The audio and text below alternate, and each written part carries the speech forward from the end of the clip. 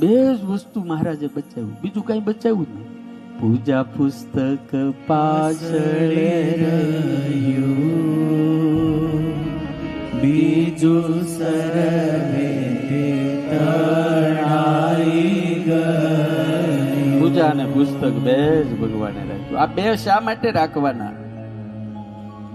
સુખનો સમય આવે કે દુઃખનો સમય આવે, મારા બાપ, જો ભગવાન અને શાસ્ત્ર આ બે સાથે હશે ને તો દુનિયાની અંદર ગમે ત્યારે આપણે રસ્તો કરીને જીવી જાઓ. આ બે હશે તો. મહારાજની જે યાત્રા છે ને એ સદગુરુની શોધની યાત્રા છે, સાચા સાધુની શોધની યાત્રા છે. ભગવાન આગળ શાસ્ત્ર હતું, ભગવાન આગળ મૂર્તિ હતી, ભગવાન આગળ મંત્ર હતો, પણ મૂર્તિ તો જ બોલે કોઈ સદગુરુ મળી જાય, શાસ્ત્ર તો જ સમજાય કોઈ સદગુરુ મળી જાય, અને મારા બાપ મંત્ર તો સિદ્ધ થાય કે કોઈ સદગુરુ મળી જાય. 12,500 કિલોમીટરની જે મહારાજની યાત્રા છે, માત્ર ને માત્ર એક સાચો સદગુરુ શોધવાની યાત્રા છે. આજનું લેશન આપણે બધા એક લઈને જવાનું છે. મુશ્કેલી ગમે એવી આવે, ઘરમાંથી આવે, પરિવારમાંથી આવે, બહારથી આવે, વ્યવહારમાં આવે, બિઝનેસમાં આવે, માનસિક આવે, આર્થિક આવે કે દૈહિક આવે, જો શાસ્ત્ર ને સાધુ આપણી પાસે હશે ને, અને જો સાચી સમજદારી હશે ને, તો આપણને કોઈ દાડો ખોટા વિચાર નહીં આવે. આપણને એક જ થવું પડે, હે ભગવાન જેવો ધણી છે, પછી મારે ક્યાં કોઈની બીક છે? ભગવાન જેવો ધણી છે, ભગવાનને રાખવા. અને આવો મોંઘો માણાનો દેહ મળ્યો છે ને, એ વારે વારે નથી મળતો.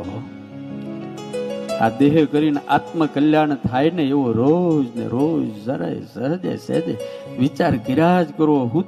હોવા જાવ તોય વિચાર કરવો, ખાવા બેહો તોય વિચાર કરવો, કે બિઝનેસ ઉપર જાવ તો વિચાર કરવો કે આ દેહ કરીને મારે ગમે એમ કરીને આત્મકલ્યાણ કરી લેવું છે, ધન કમાવું છે, પણ હારે હારે ઘનશ્યામ પણ કમાઈ લેવો છે.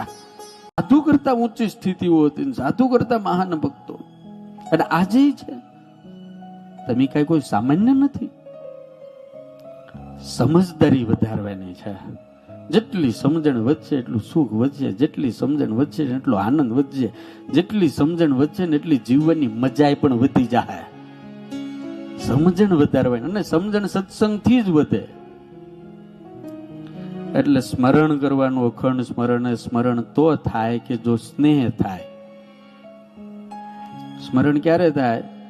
સ્નેહ થાય તો સ્મરણ થાય. આજની જે બહુ મોટી વિશાળ વન યાત્રા, બહુ મોટા લક્ષ્યની સાથે ઠાકોરજી જ્યારે પોતાનું સુખ, સાહેબી, ઘર, પરિવાર, રમવાની અવસ્થા છે ને એ વખતે તપ અને સાધનામાં જે નીકળી જાય છે, એ શા માટે નીકળ્યા છે? અને મારા બાપ, મારા અને તમારા જેવા અનંત આત્માઓના કલ્યાણ માટે. મારા ભગવાને જો આટલું બધું કર્યું તો મારી પણ ફરજ છે, મારે પણ આત્મકલ્યાણ માટે અને પરમાત્માને રાજી કરવા કાંઈક કરી લેવું.